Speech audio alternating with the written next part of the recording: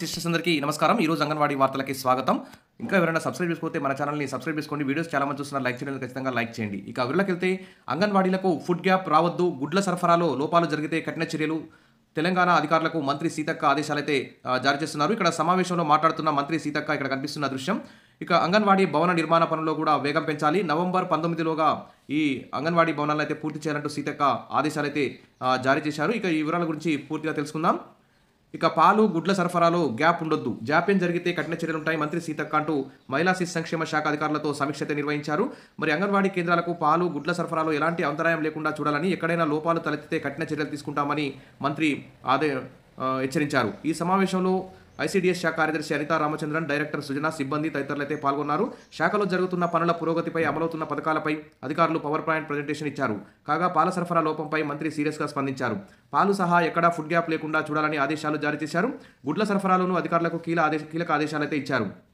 గుడ్ల సరఫరాలో colour coding తప్పనిసరి అని మంత్రి స్పష్టం చేస్తూ ప్రతి 10 రోజులకు ఒకసారి ఏజెన్సీలు గుడ్లు సరఫరా చేయాలని ఆదేశించారు. లేని పక్షంలో కాంట్రాక్టులను రద్దు చేస్తామని హెచ్చరించారు. అంగన్వాడీ కేంద్రాల్లో చిన్నారుల కోసం త్వరలో బ్రేక్ఫాస్ట్ స్కీమ్ ప్రారంభించేలా చర్యలు చేపట్టాలని మంత్రి సూచించారు. త్వరలో 1181 అంగన్వాడీ కేంద్రాల నిర్మాణ పనులు ప్రారంభించి నవంబర్ 19 మాజీ ప్రధాని ఇందిరాగాంధీ జయంతిలోపు పూర్తి చేయాలని ఆదేశించారు. స్థానిక కాంట్రాక్టర్లు ముందుకు రాకపోతే నిర్మాణ బాధ్యతలను ఏజెన్సీలకు అప్పగించాలని సూచించారు. అలాగే అంగన్వాడీ కేంద్రాల్లో బల్లలు, సిబ్బంది యూనిఫామ్లు, చిన్నారుల యూనిఫామ్లు తక్షణం సరఫరా చేయాలని ఆదేశాలు జారీ చేశారు. త్వరలో ప్రభుత్వ ఉద్యోగినులు, ప్రజా సంఘాలు, ఉద్యోగ సంఘాలు, స్వచ్ఛంద సంస్థలతో మహిళా రౌండ్ టేబుల్ సమావేశం నిర్వహించి మహిళల భద్రత కోసం చేపట్టాల్సిన చర్యలపై చర్చించనున్నారు. మంత్రి సీతక్క అయితే ఈ విధంగా ప్రకటించారు. ఈ నెల 19, 20 తేదీల్లో మహిళా భద్రతపై చర్చించేందుకు రౌండ్ టేబుల్, మహిళా సదస్సు నిర్వహణకు ఏర్పాట్లు చేయాలని కూడా ఆదేశాలైతే జారీ చేస్తున్నారు.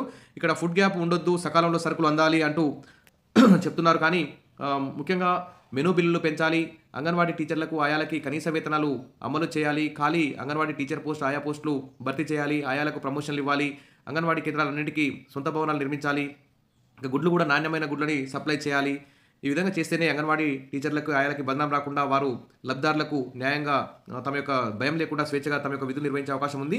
ఈ విధంగా ఫుడ్ గ్యాప్ రావడం, ఫుడ్లో నాణ్యత లేకపోవడం, గుడ్లలో నాణ్యత లేకపోవడం, తర్వాత అంగన్వాడీ భవనాలు కూడా ఎక్కడో ఊరికి దూరంగా నిర్మించడం, అలా చేయడం వల్ల అంగన్వాడీ కేంద్రాలకైతే కొంచెం ప్రజలైతే మొగ్గు చూపడం లేదు. కాబట్టి ప్రభుత్వం వీటన్నిటిపై ఖచ్చితంగా చర్యలు తీసుకోవాలి. అంగన్వాడీ కేంద్రాలని ఊరందరి ప్రజలకి అనుకూలంగా ఉండే విధంగా, ఊరు మధ్యలో నిర్మించే విధంగా చర్యలు తీసుకోవాలి.